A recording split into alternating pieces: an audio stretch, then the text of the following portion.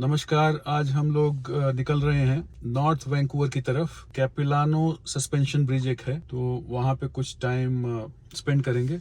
In 200 meters, turn right onto Millington Avenue.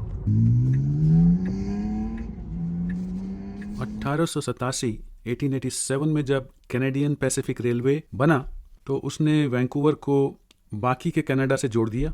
उस समय Vancouver में काफ़ी लोगों की दिलचस्पी काफ़ी बढ़ गई। वहाँ की क्षमता को देखते हुए एक स्कॉटिश बिजनेसमैन जो था जॉर्ज ग्रैंट मैके, तो वो अपने पूरे परिवार के साथ 1888 में 62 की उम्र में वैंकूवर आ गए। इन्होंने कैपिलानो नदी के दोनों तरफ की ज़मीनें खरीदी और क्लिफ के किनारे उन्होंने एक कैबिन बनाया जिसका नाम उन्होंने क्लिफ हाउस रखा। और फिर अगले साल 1889 में जॉर्ज ने पहला कैपिलानो सस्पेंशन ब्रिज बनाया। क्यों बनाया? बस इसलिए ताकि कोई भी एक तरफ से दूसरी तरफ जा सके। तो ब्रिज जो है काफ़ी पॉपुलर हो गया और हाइकर्स जिनका काफ़ी इंटरेस्ट था पहाड़ वगैरह पे चढ़ने में, तो वो स्टीम बोट से आते थे और 12 किलोमीटर का हाइक करके रेन फॉरेस्ट के थ्रू और जंगलों के द्वारा ब्रिज तक पहुंचते थे। जॉर्ज ने जब ये पहला ब्रिज बनाया था तो ये रस्सियों और लकड़ी के फट्टों से बना था। उनको बनाते समय घोड़े रस्सियों को लेकर दूसरी ओर जाते थे और फिर उसको ऊपर तक पहुंचाते थे। तो ये जो रस्सियों का ब्रिज था उसको हटा के फिर स्टील केबल का ब्रिज बना 1903 में। और इस ब्रिज के जो मालिक थे उस समय एक जर्मन थे, ब्रूनो स्टेल्जर।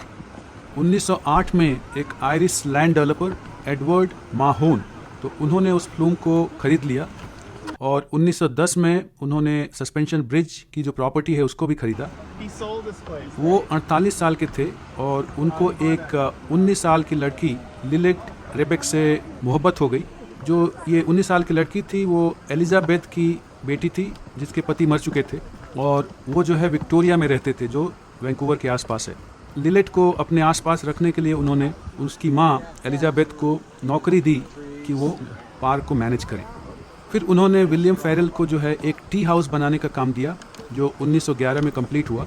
और जो एलिजाबेथ थी वो टी हाउस भी मैनेज करने लगी। वहाँ पे लंच के लिए लगभग 200 गेस्ट तो आते रहते थे और काफ़ी अमीर लोग भी आते थे। और 1910 में एलिजाबेथ और उनके बच्चे जो है विक्टोरिया से नॉर्थ वैंकूवर में आ गए और फिर फाइनली क्लिफ हाउस में रहने लगे। तो एडवर्ड ने जो प्लान बनाया था एलिजाबेथ को नौकरी देकर वो काम कर गया और जो लिलेट और एडवर्ड हैं 1911 में उन्होंने शादी कर ली। काफ़ी अंतर था दोनों की एज में, एक 19 साल की लड़की और एक 48 साल का आदमी। तो उनका जो बेटा है ब्रायन वो 1913 में पैदा हुआ। 1912 आते आते वहाँ पे टूरिस्ट जो है बसेस में आने लगे और जो भी घूमने फिरने आता था उनके लिए सस्पेंशन ब्रिज जो है कैपिलानो का एक इम्पॉर्टेंट अट्रैक्शन बन गया था। तो हर कोई यहाँ आता था। एडवर्ड जो है उस पार्क को और अच्छा बनाते रहे ताकि लोगों को पसंद आए। उन्होंने एक दूसरे स्टील के तार लगवाए ब्रिज में 1914 में ताकि वो और मजबूत हो जाए। और एडवर्ड ने एलिजाबेथ के मदद से आसपास जो हैं अच्छे अच्छे गार्डन बनाए। और फिर 1919 में एलिजाबेथ की मुलाकात एक यंग स्कॉटमैन से हुई जिनका नाम मैक था और जो टी हाउस में हमेशा आते जाते रहते थे। मैक जो है वो लोकल फॉरेस्ट में काम करने वाले इंसान थे और फर्स्ट वर्ल्ड वॉर के बाद वैंकूवर में रहने लगे थे। और उनमें और एलिजाबेथ में 20 साल का गैप था। दोनों को एक दूसरे में काफ़ी इंटरेस्ट था और 1921 में दोनों की चुपके से जो है शादी हो गई। अगले 14 साल तक एलिजाबेथ और मैक क्लिफ हाउस में रहे और उन्होंने सस्पेंशन ब्रिज को मैनेज किया। और एलिजाबेथ जो है अपना इनकम बढ़ाने के लिए बकरी का दूध और मुर्गी के अंडे ये सब भी ग्रेट डिप्रेशन के दौरान बेचती थी। और सर्दियों में मैक जो है वो वहाँ के वेयर हाउसेस में भी काम करता था। 1934 में मैक ने लकड़ियों का एक घर बनवाया जो सस्पेंशन ब्रिज के पास में ही था जिसका नाम ब्रिज हाउस है। ये घर उन्होंने अपने परिवार जिसमें मैक, एलिजाबेथ और उनकी बेटी थी तो उनके लिए बनवाया था। लेकिन एलिजाबेथ उस घर का मज़ा नहीं ले सकी क्योंकि 71 साल की उम्र में 1935 में उनकी मौत हो गई। एलिजाबेथ के मरने के बाद एडवर्ड ने जो ब्रिज प्रॉपर्टी है वो मैक को बेच दी और मैक ने उसका विस्तार करने के लिए उसका काफ़ी एडवर्टाइजमेंट शुरू किया और उसको दुनिया का 8वां आश्चर्य के रूप में भी पेश करने की कोशिश की। और जो विजिटर्स थे उनका काफ़ी इंटरेस्ट ये जानने में भी था कि वहाँ का लोकल कल्चर क्या है। तो उन्होंने जो लोकल स्क्वामिश के जो चीफ हैं और जो मूर्ति वगैरह बनाने में काफ़ी एक्सपर्ट थे उनको बुलाया और काफ़ी सारे टोटेम पोल्स बनवाए। और टोटेम पोल जो है वो अपना एक कहानी बताता है वहाँ के लोगों की।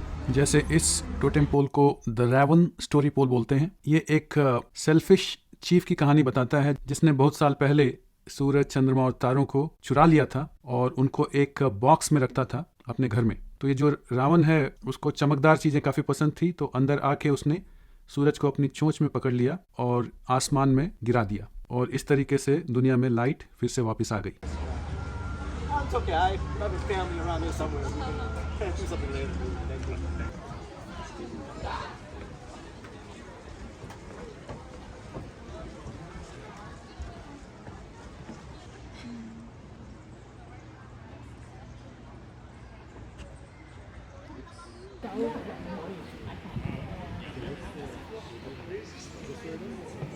Yeah, the 50 is here at 12. Mais il y a une poche à côté, là.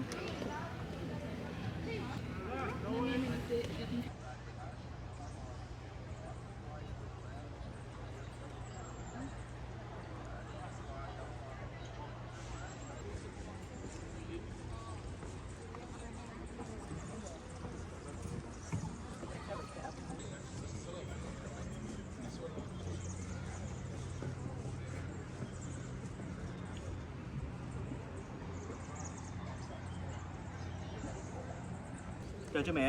Đi tiểu.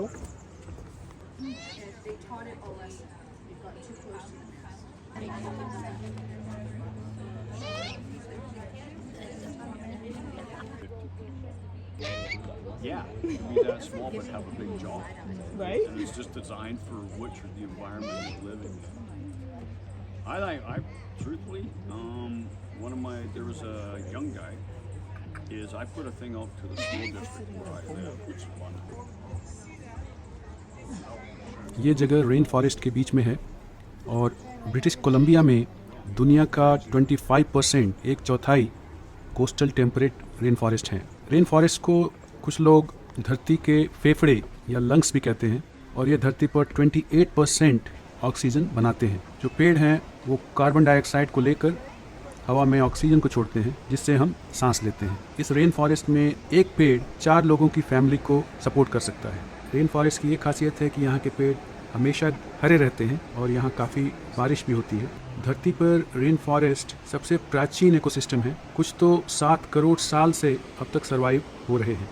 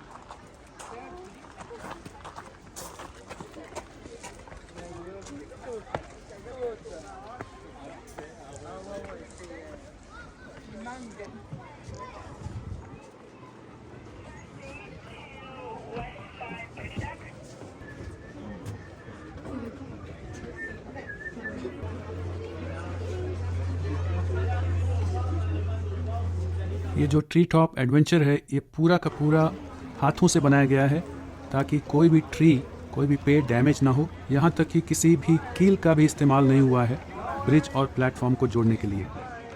Grandma कैपिलानो यहाँ का सबसे ऊंचा पेड़ है जिसकी ऊंचाई 76 मीटर है और इसकी उम्र जो है 1300 साल से ज़्यादा है।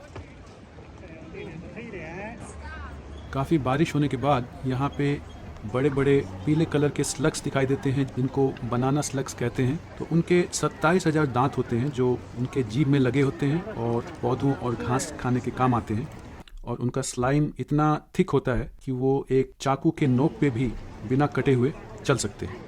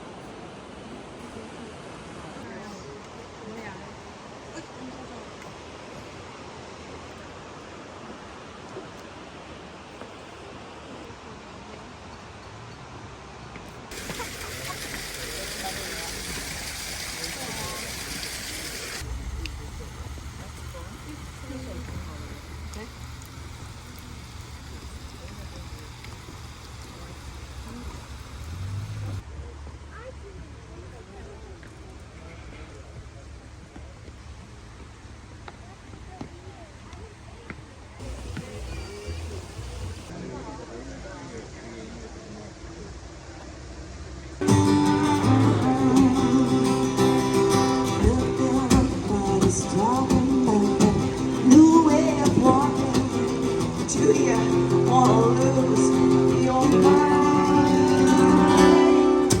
Walk right in.